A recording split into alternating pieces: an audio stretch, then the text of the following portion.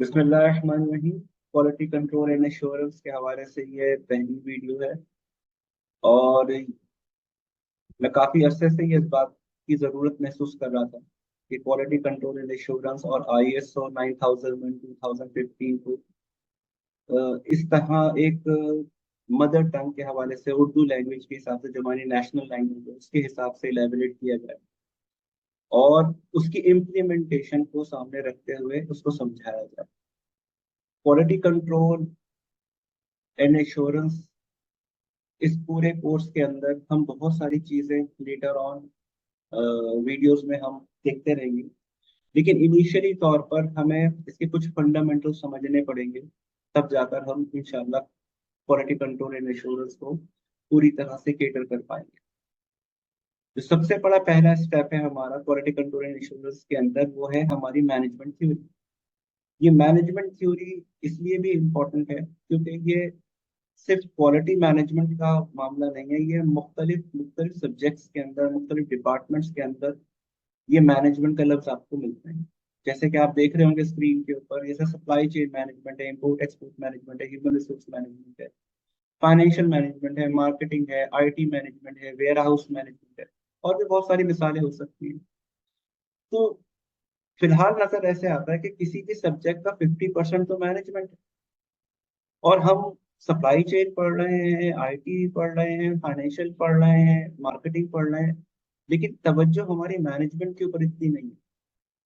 और मेरे अपने एक्सपीरियंस के अंदर ये रहा है कि जब मैनेजमेंट के हवाले से आप बहुत ज्यादा क्लियर नहीं होते तो फिर कोर सब्जेक्ट भी आपसे कवर नहीं हो पाता। इस मैनेजमेंट की डेफिनेशन, इसकी अंडरस्टैंडिंग के मसले सप्लाई चेन के ऊपर भी पड़ेंगे अगर आप सप्लाई चेन मैनेजमेंट पढ़ रहे हैं। अगर इस मैनेजमेंट को आप सही तरीके से नहीं समझेंगे तो इम्पोर्ट एक्सपोर्ट के अंदर भी डॉक्यूमेंटेशन के हवाले से, उसकी प्रोसेसिंग के हवाले से आपको मसले मसाइल होंगे। तो ये मैनेजमेंट आप देख रहे हैं कि हर जगह पर इंडक्ट हुई है। तो क्वालिटी समझने से पहले हमें इस मैनेजमेंट थ्योरी को पहले समझना पड़ेगा। हमारी ये जो मैनेजमेंट है अमूमन ये 10 most most effective management points के अंदर आती है, और अमूमन लोग इसको ऐसे ही अंडरस्टैंड करते हैं कि मैनेजमेंट के अमूमन 10 या 9 पॉइंट्स होते हैं, जिसके अंदर इफेक्टिव कम्युनिकेशन है, लीडरशिप स्किल्स है। ये एक मैनेजमेंट डेफिनेशन समझना है, उसके एक इफेक्टिव मैनेजमेंट के 10 मोस्ट की पॉइंट समझना, जिसके अंदर आप समझ आप देख भी रहे हैं कि लीडरशिप स्किल्स हैं, स्ट्रेटेजिक थिंकिंग है, ऑर्गेनाइजिंग ऑर्गेनाइजिंग है, टाइम मैनेजमेंट है, प्रॉपर फॉर्मिंग है। ये अपनी जगह पर अपने अपने टास्क हैं, लेकिन इनको देखते हुए ये एहसास बिल्कुल हो रहा है कि ये होंगे कैसे। ठीक है, प्रॉब्लम सॉल्विंग स्किल्स लिखना आसान है, लेकिन प्रॉब्लम प्रॉब्लम सॉल्विंग स्किल्स होंगी कैसे ऑर्गेनाइजेशन के अंदर, इंडक्ट कैसे होंगी, डिसीजन मेकिंग कैसे की जाएगी, और कॉन्फ्लिक्ट मैनेजमेंट कैसे करेंगे आप, ऑर्गेनाइज कैसे करेंगे, और किस तरह लीडरशिप इसको इफेक्टिव कम्युनिकेशन चीजें करेंगे। तो ये एक जनरलाइज डेफिनेशन है मैनेजमेंट की। और क्वालिटी कंट्रोल एंड इंश्योरेंस के हवाले से हमारी डेफिनेशन काफी स्पेसिफिक होगी। तो मैंने इन तमाम 10 पॉइंट्स को सम अप कर दिया है 4 मेन पॉइंट्स के अंदर, और ये इसकी अप्लाइड मैनेजमेंट थ्योरी है कि ये इम्प्लीमेंटेशन कैसे होगी। इन 10 पॉइंट की इम्प्लीमेंटेशन जब होगी, और खास तौर पर with respect of quality control and assurance के परस्पेक्टिव से, तो हम इसको कैसे केटर करेंगे। तो जो अप्लाइड मैनेजमेंट थ्योरी है, जो खास तौर पर मैनेजमेंट का जो एक लफ्ज हम देख रहे हैं, उस मैनेजमेंट के अंदर सबसे पहली चीज आती है planning, procedure, implementation, control. Sorry. तो तो प्लानिंग के हवाले से और प्रोसीजर ऑफ इम्प्लीमेंटेशन, इनको समझते हैं। अगर हम इनको अंडरस्टैंड कर गए तो बहुत हद तक क्वालिटी कंट्रोल हो या सप्लाई चेन हो या कोई सी भी मैनेजमेंट सिस्टम थ्योरी हो, वो आप बड़े आराम से केटर कर जाएंगे। तो स्टेप बाय स्टेप मैं इसको समझाऊंगा, कोशिश करूंगा कि इंतहाई आसानी से आपको ये एब्जॉर्ब हो जाए। तो प्लानिंग एक ऐसा कंटिन्यूअस प्रोसेस है जिसके अंदर हम अमूमन सोच रहे होते हैं कि ये कोई थिंकिंग प्रोसेस है, तो थिंकिंग के अंदर जो चीज हम सोच रहे हैं जरूरी तो नहीं है कि वो प्लानिंग हो। वो कुछ भी हो सकती है। बहुत दफा हम कुछ और चीजें सोच रहे होते हैं और उसका रिजल्ट एट द एंड कुछ और प्लानिंग की सूरत में निकल रहा होता है। इनिशियली हम कुछ और सोच रहे होते हैं और फिर इन एंडिंग साइड हम किसी और नतीजे पे पहुंचते हैं। तो प्लानिंग के लिए मैं एक आप लोगों को एक सिनोनिम दे रहा हूँ कि आप हमेशा जब भी प्लानिंग कर रहे होंगे तो आप सबसे पहले इस प्लानिंग को खास तौर पर क्वालिटी कंट्रोल एंड एश्योरेंस के पर्सपेक्टिव से समझिएगा कि मेरा कहने का मकसद प्लानिंग कुछ भी नहीं है, सिर्फ है स्टैंडर्ड ऑपरेटिंग प्रोसीजर्स। ये जो प्लानिंग है ये बगैर उसूल के नहीं बन सकती। रूल्स, एसओपीज हो गए, या आप इसको रूल्स कह लें। तो जब भी कोई चीज प्लान की जाती है तो हमेशा पहले उसके कुछ उसूल बनाए जाते हैं। तो रूल्स एंड रेगुलेशंस ही असल में प्लानिंग को डेवलप करती है, वही इसको कंसोलिडेट करेगी लेटर ऑन। तो प्लानिंग अपने अंदर एक डेफिनेशन रखती है और वो है एसओपी और रूल्स। अब इस रूल्स के अंदर दो बाइफिकेशंस, एक तो है आपके ऑपरेशनल, जो आपके डिपार्टमेंट के हवाले से डिपार्टमेंट के हिसाब से डिफरेंट डिफरेंट हो सकते हैं।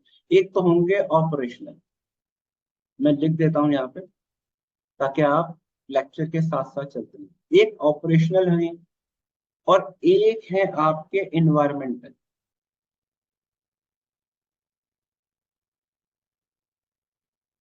दूसरा भी लिख देते हैं इन्वायरमेंट।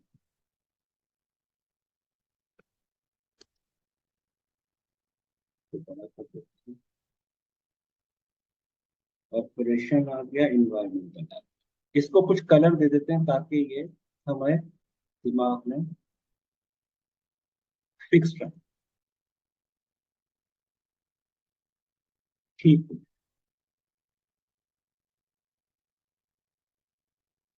ऑपरेशनल डायरेक्टली लिंक करते हैं आपके डिपार्टमेंट्स,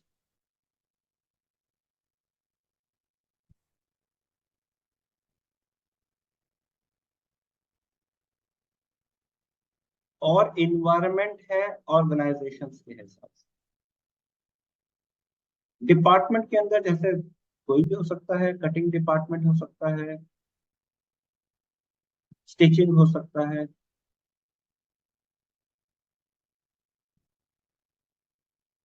ऑर्गेनाइजेशंस।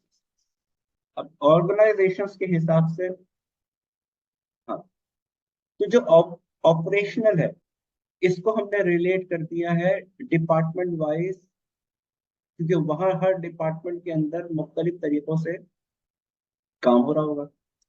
तो उसके काम, वर्किंग नेचर को देखते हुए हमें वैसे ही प्लानिंग करनी पड़ेगी। एक इन्वायरमेंटल होता है जिसके अंदर तमाम की तमाम चीजें ऑर्गेनाइजेशन के अंदर जितनी स्केड्यूलिंग है, मिसाल के तौर पर 9 बजे स्टार्ट होगी तो 12 बजे ये होगा, सारी स्केड्यूलिंग इसी के अंदर आई।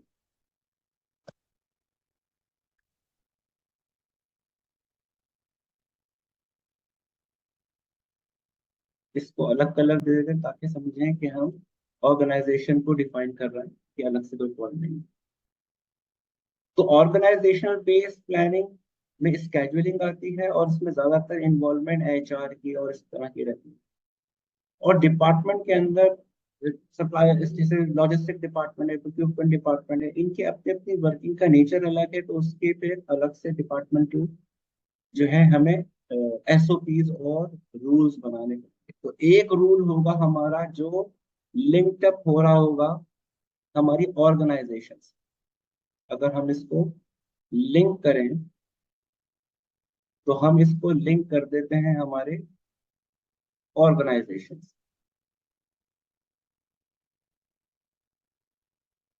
और ये जो एसओपीज हैं ये डिपार्टमेंट वाइज भी हो सकते हैं, ऑर्गेनाइजेशन वाइज भी हो सकते हैं, लेकिन दोनों आप अंडरस्टैंड करें कि आपको प्लानिंग के अंदर दोनों चीजें सामने रखनी है, एक डिपार्टमेंट वाइज एसओपी और रूल्स और एक ऑर्गेनाइजेशन वाइज। सेकंड नंबर पे हमारे पास आता है प्रोसीजर्स। प्रोसीजर्स के अंदर ऐसे समझे, खास तौर पर क्वालिटी कंट्रोल एंड एश्योरेंस के पर्सपेक्टिव से, क्योंकि हम ये क्लास ले रहे हैं, तो प्रोसीजर्स जो है इनके लिए मैं आपको एक सिनोनिम दूं, इंस्टेंट वर्ड, कि अगर हम डिफाइन करना चाहें कि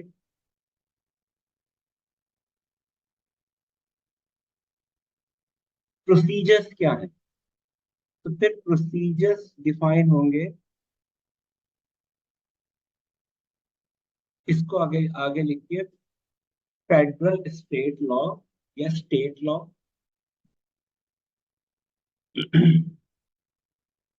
और आईएसओ, वो भी तो एक रूल है। अब दिमाग में ये आ रहा है कि प्रोसीजर का मतलब तो डॉक्यूमेंटेशन होगा या कुछ होगा, तो मैं इसको प्रोसीजर की इंस्टेंट वर्ड के अंदर मैं इसको लॉ की तरफ क्यों ले जा रहा हूँ, जबकि लॉ तो हम ऊपर देख चुके हैं, रूल्स वो रूल्स आपके अपने हैं, लेकिन जो इंटरनेशनल रूल्स हैं या जो आप जिस इन्वायरमेंट में काम कर रहे हैं उसका भी तो कोई स्टेट लॉ होगा, उसको डिफाइन किए बगैर आप इस अप्लाइड मैनेजमेंट को कंसोलिडेट नहीं कर पाएंगे। तो मैनेजमेंट ये कहता है कि प्लानिंग करो, रूल्स बनाओ, चाहे वो ऑर्गेनाइजेशन की हो या वो प्लानिंग जो किसी डिपार्टमेंट से या दो तीन डिपार्टमेंट से रिलेटेड हो, उसके रूल्स बनाओ, उसके बारे में रूल्स बनाने के बाद उसको प्लान करो। फिर प्रोसीजर डिफाइन करते हुए हमें यहाँ स्टेट लॉ देखना पड़ेगा, आईएसओ देखना पड़ेगा, जिसके लिए हमें एक एक कंसल्टेंट की जरूरत होगी, लीगल कंसल्टेंट की जरूरत होगी। यानी कि एक प्लानिंग करने के बाद, आसानी से अगर हम इस बात को समझें, एक प्लानिंग करने के बाद हमें एक लीगल कंसल्टेंट की जरूरत है,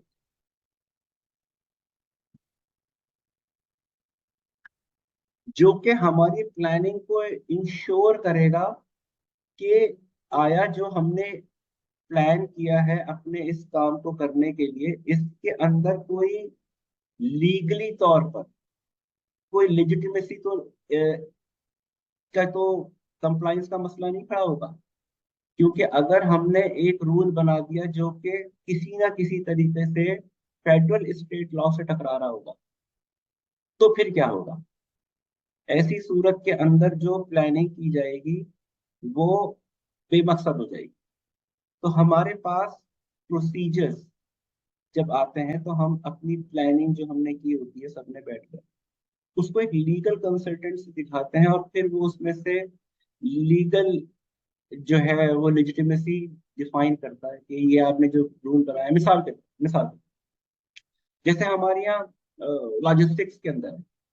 लॉजिस्टिक्स के अंदर क्या होता है कि आपने एक प्लान किया कि सुबह 9 बजे जो है लोडिंग शुरू होगी और 10 बजे लोडिंग कंप्लीट हो जाएगी, और 11 बजे हमारा 24 व्हीलर जो है हमारी फैक्ट्री से निकलेगा और ये अपनी डेस्टिनेशन की तरफ चला जाएगा। अब हमारी फैक्ट्री फर्स्ट करें कोरंगी इंडस्ट्रियल जोन में है या साइड एरिया के अंदर है, बल्दिया साइड पे। तो साइड एरिया से जब हमारी लोडिंग शुरू हुई और सुबह 9 बजे एज पर स्केड्यूल जैसे हमने रूल बनाया था, ऑपरेशनल रूल वो स्टार्ट हुआ, जैसे ही ये 11 बजे लोडिंग होकर 24 व्हीलर जैसे ही रोड के ऊपर आएगा तो सबसे पहले स्टॉपेज के ऊपर इसका चालान होगा। क्यों? क्योंकि क्या जुर्म है सुबह 9 बजे लोडिंग करना? क्या 11 बजे ट्रक नहीं निकल सकता? हाँ, नहीं निकल सकता, क्योंकि 24 व्हीलर रात को 11 बजे के बाद भी निकल सकता है डाउनटाउन के लिए। अब ये हाईवे अथॉरिटी का रूल है, जो कि स्टेट लॉ। अब क्योंकि आपने अपनी प्लानिंग तो सही की थी, लेकिन आपको ये नहीं पता था कि आप जिस इन्वायरमेंट में काम कर रहे हैं वहां के भी कोई रूल्स एंड रेगुलेशंस होंगे, कोई कोई कानून होंगे, कोई कायदे होंगे।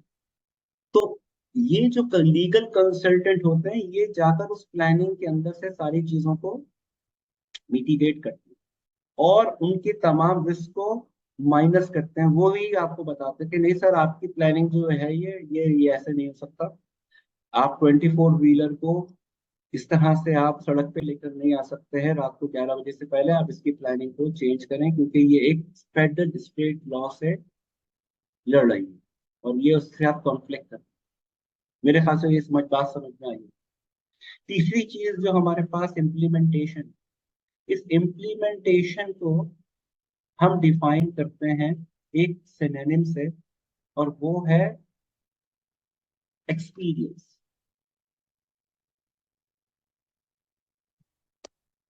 मैनेजमेंट ये कहता है कि जब भी कोई चीज की मैनेजमेंट करो, तो कम से कम एक टीम के अंदर जो उसको टास्क दिया है, एक टीम के अंदर कोई एक आदमी ऐसा हो या एक से ज्यादा हो, इस पे कोई बाकायदा डेफिनेशन मुझे नहीं मिली है, लेकिन कम से कम एक आदमी जरूर हो जो उस जॉब को जिसको प्लान किया जा रहा है वो उससे पहले परफॉर्म कर चुका हो।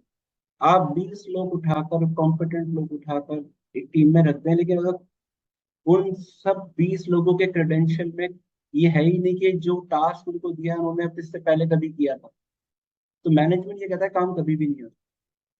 और ये एक समझे एक ऐसे हम सर्कल में गोल गोल घूमने लगेंगे जिसके अंदर जिसका कोई सिरा ही नहीं होगा।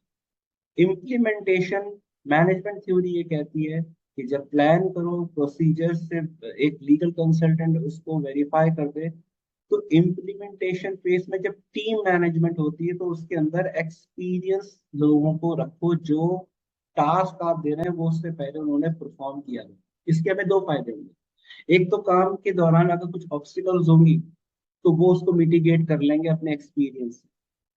दूसरी चीज, जो हमारे इंटर्नीज होते हैं वो भी इनके साथ लगकर वो भी ट्रेन होने लगेंगे, तो इन इन इन फ्यूचर हमारे पास अपनी एक एक्सपीरियंस टीम तैयार होनी शुरू होगी, और वो हम मल्टीपल टीम्स के अंदर उन एक्सपीरियंस लोगों को इंडक्ट करते रहेंगे, और इसी तरह ये सिलसिला आगे चलता रहेगा और इसी तरह से चलता रहेगा।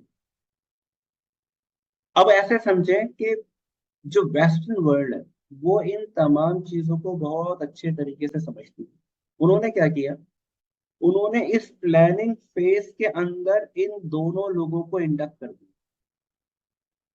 प्रोसीजर्स वालों को भी और एक्सपीरियंस जो लोग हैं, ये दोनों लोग लीगल कंसल्टेंट भी एक्सपीरियंस भी उसी वक्त मौजूद होते हैं जो जब प्लानिंग हो रही होती है, और वो उसी वक्त प्लानिंग के दौरान इनको पॉइंट आउट करते हैं कि कौन सी चीज स्टेट लॉ के खिलाफ है, कौन सी आईएसओ के खिलाफ है, कौन सी चीज एप्लीकेबल ही नहीं है।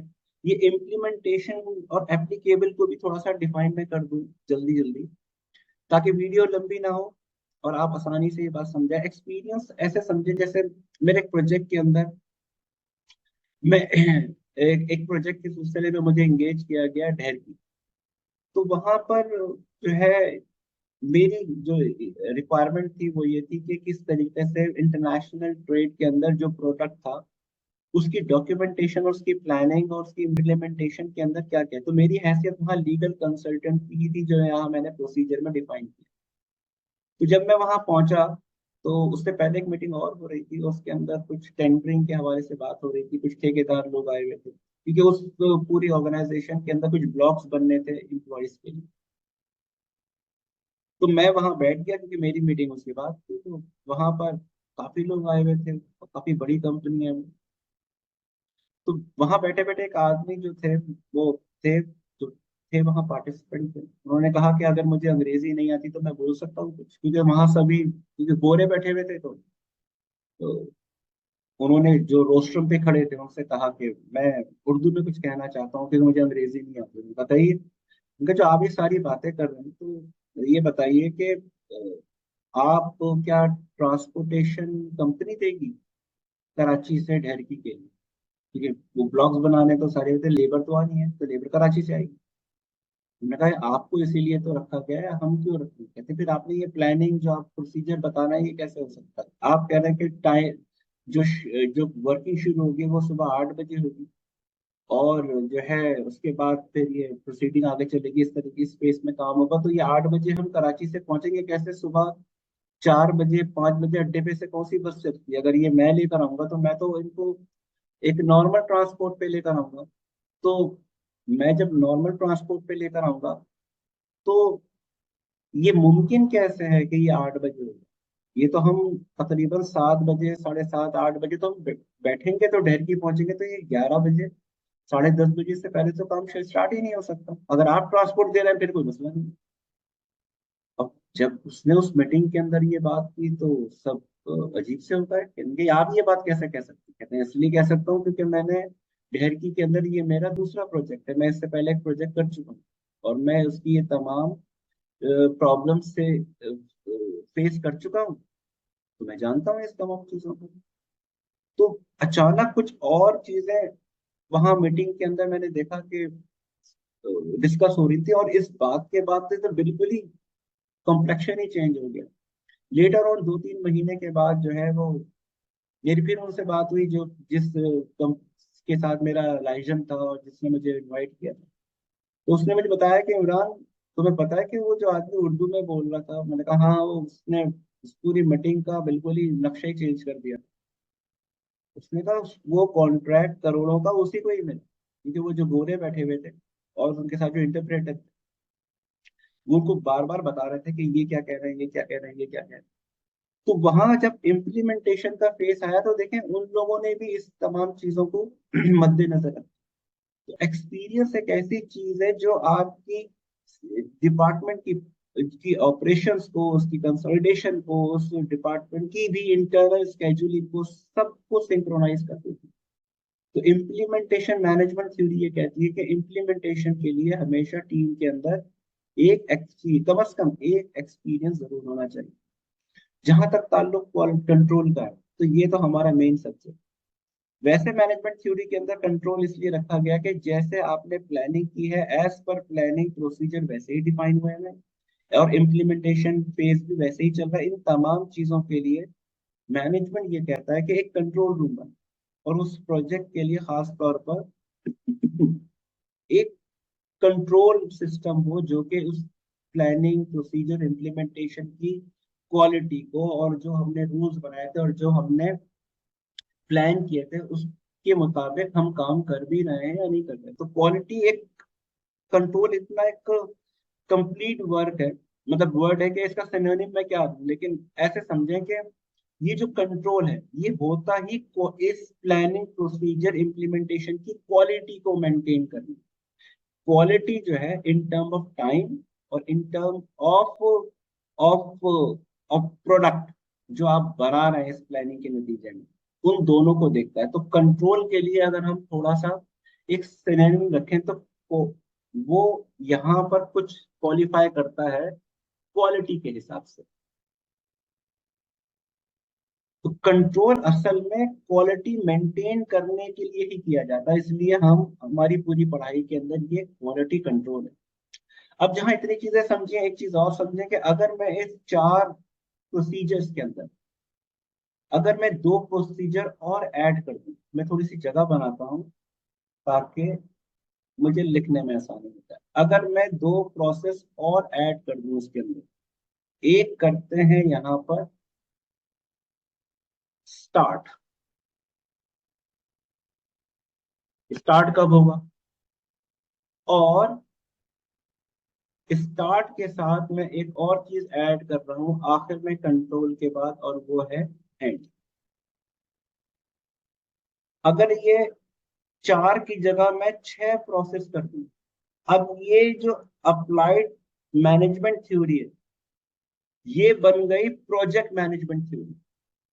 तो प्रोजेक्ट क्या होता है? प्रोजेक्ट ये होता है कि आपने करना तो वही प्लानिंग प्रोसीजर इम्प्लीमेंटेशन कंट्रोल है, लेकिन एक टाइम फ्रेम के अंदर।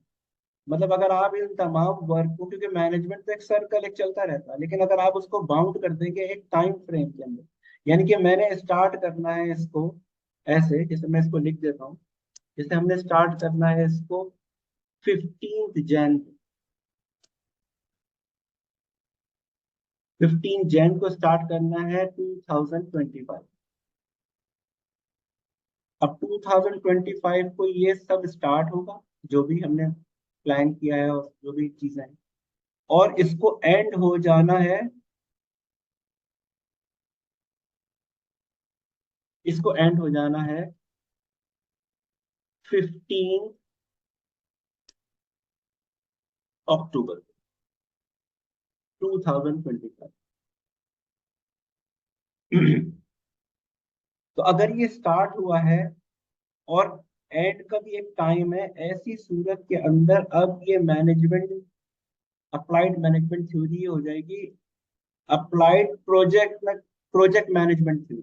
प्रोजेक्ट के अंदर जब ये लफ्ज आता है प्रोजेक्ट, इसका मतलब है कि जो भी मैनेजमेंट का काम करना है वो एक स्पेसिफिक टाइम फ्रेम के अंदर करके देना हो।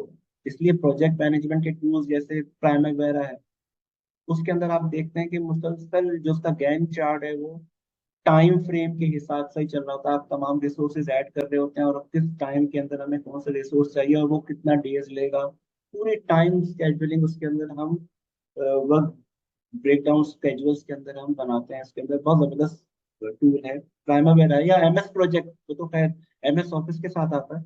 एमएस प्रोजेक्ट के हवाले से भी जिन लोगों को मैनेजमेंट में इंटरेस्ट है, मेरे ख्याल से वो एमएस प्रोजेक्ट तो जरूर ट्राई करें। अपने छोटे छोटे प्रोजेक्ट्स को उसमें डिजाइन करें। यूट्यूब के ऊपर उसके अंदर जबरदस्त किस्म की वीडियोस बनी हुई हैं। उसको स्टॉप कर करके आप बड़े आराम से उसको अपने इंटरफेस पे परफॉर्म कर सकते हैं। और फिर आप देखेंगे कि जब आप उसको उसके डैशबोर्ड को और उसके रिबन को आप समझने लगेंगे तो फिर आप अपनी बहुत सारी चीजें स्केड्यूल करने में आपको आसानी हो जाएगी। तो इन शॉर्ट, मैं इस पूरे लेक्चर को आप समअप कर रहा हूँ कि हम जो क्वालिटी कंट्रोल और इंश्योरेंस वाले हैं, चाहे हम क्वालिटी कंट्रोल के अंदर काम कर रहे हो या इंश्योरेंस के अंदर काम कर रहे हो, हम एक्ट वैसे प्रोजेक्ट मैनेजर्स की ही तरह से कर रहे होते हैं। हम सब प्रोजेक्ट मैनेजर्स ही होते हैं क्योंकि हमें जो भी टास्क दिया जाता है वो एक खास टाइम फ्रेम के अंदर एक लिमिटेशंस के हिसाब से जो टाइम के अंदर बाउंड हो, उसी के हवाले से ही हमें दिया जाता है और हम प्रोजेक्ट मैनेजर्स की तरह से कर रहे होते हैं। तो जो planning, procedure, implementation and control है, इंशाल्लाह लेटर ऑन वीडियोस के अंदर इसी इसी थ्योरी को हम आगे चलाएंगे और हम समझेंगे कि ये किस तरीके से, किस फेज के ऊपर हमें क्वालिटी के कौन कौन से इनिशिएटिव्स लेने हैं, कौन सी चीजें जो प्लान डू चेक एक्ट, उस प्लान डू चेक एक्ट को हम इंशाल्लाह इसी planning, procedure, implementation and control में देखेंगे। तो आप इसको पीडीसीए भी समझ सकते हैं। जो मैंने मैनेजमेंट थ्योरी को समझाया है वो बुनियादी तौर पर उसकी वजह ही यही थी क्योंकि लेटर ऑन हमने प्लान डू चेक एक्ट के ऊपर ही जाना। तो प्लान डू चेक एक्ट कुछ planning, procedure, implementation and control जैसा नहीं लग रहा, लेकिन अब इन अल्फाज से आप plan to check act quality control का और एश्योरेंस का समझ जाएंगे बड़े आराम से। और फिर आईएसओ के ऊपर क्या रूल्स एंड रेगुलेशन और सेक्शंस क्या कह रहा है, ये भी बहुत आराम से समझ जाएंगे। मैं उम्मीद करता हूँ कि आपको ये लेक्चर समझ में आया होगा। इंशाल्लाह मुझे कमेंट्स सेक्शन में बताते रहिएगा। अगर आपको इसके अंदर मजीद कुछ और डिस्क्रिप्शन की जरूरत हो तो मैं उसकी और डिस्क्रिप्शन बनाकर पर्सनली भी भेज सकता हूँ। मेरा नंबर भी वहां पर होगा। आप मुझसे फ्रीली सवाल कर सकते हैं इस सब्जेक्ट को समझने के लिए। Thank you very much and God bless you.